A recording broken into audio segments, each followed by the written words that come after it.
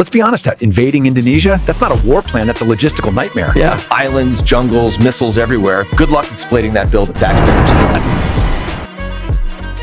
Darren Trill-Prider.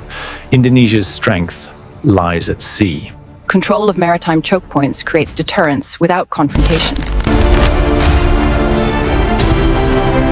Amerika Serikat kembali menegaskan satu pesan lama yang dibungkus bahasa diplomatik, Indonesia boleh bebas, asal pilihannya sesuai selera Washington.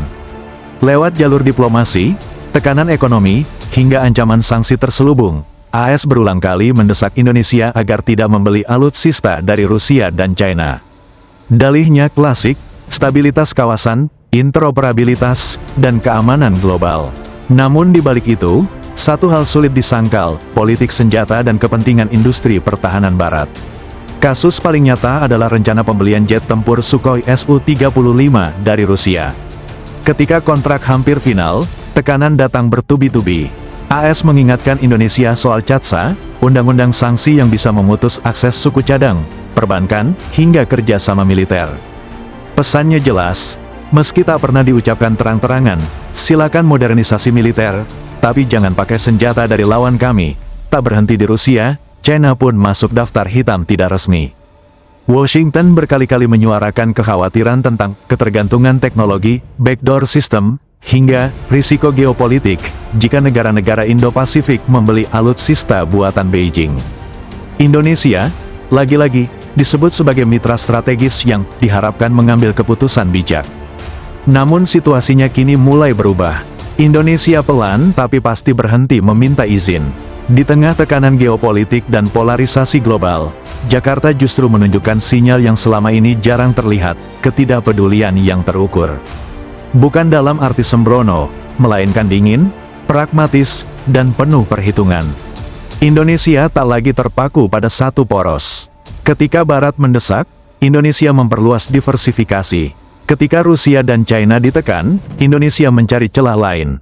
Turki, Korea Selatan, Prancis, Italia, hingga kerjasama produksi dalam negeri menjadi kartu baru di meja permainan. Pesannya sederhana, tapi menusuk, Indonesia tidak akan menggantungkan pertahanannya pada satu negara, apalagi satu tekanan. Alih-alih tunduk, Indonesia justru membalik papan strategi. Bukan frontal menantang AS, tetapi membuat tekanan itu kehilangan daya paksa. Saat sanksi diancam, Indonesia tidak ribut. Saat didesak, Indonesia diam, lalu menandatangani kerja sama lain.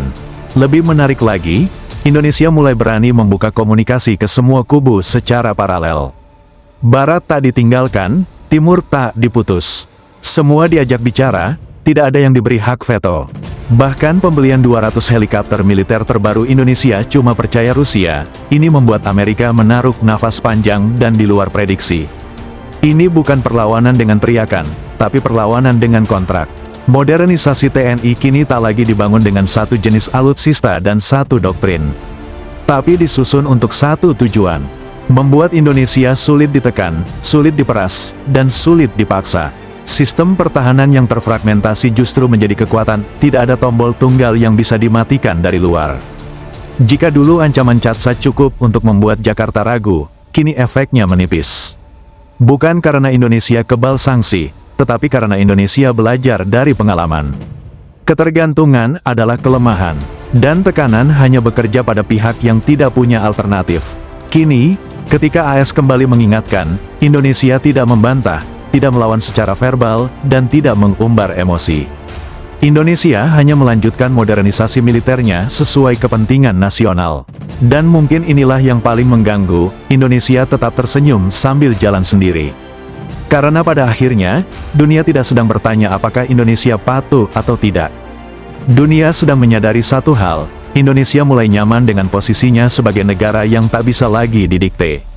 Di dunia yang terbiasa memaksa negara lain memilih kubu, Indonesia justru memilih kepentingannya sendiri, tidak memutus hubungan, tidak tunduk pada ancaman, dan tidak lagi gentar pada sanksi yang hanya efektif bagi mereka yang bergantung.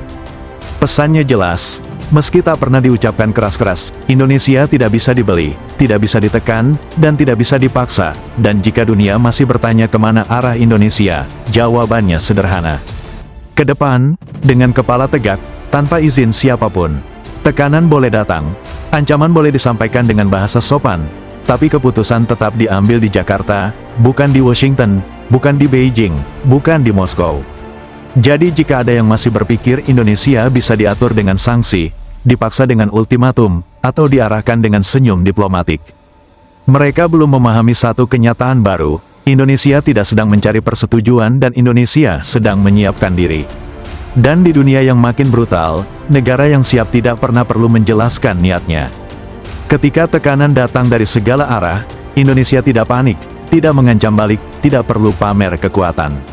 Indonesia tahu satu hal yang sering dilupakan kekuatan besar: geografi ini bukan hadiah, populasi ini bukan beban, dan sejarah ini bukan dongeng. Setiap ancaman sudah dipetakan dan setiap skenario sudah dihitung. Setiap kemungkinan sudah disiapkan jawabannya dan bismillah kita hadapi.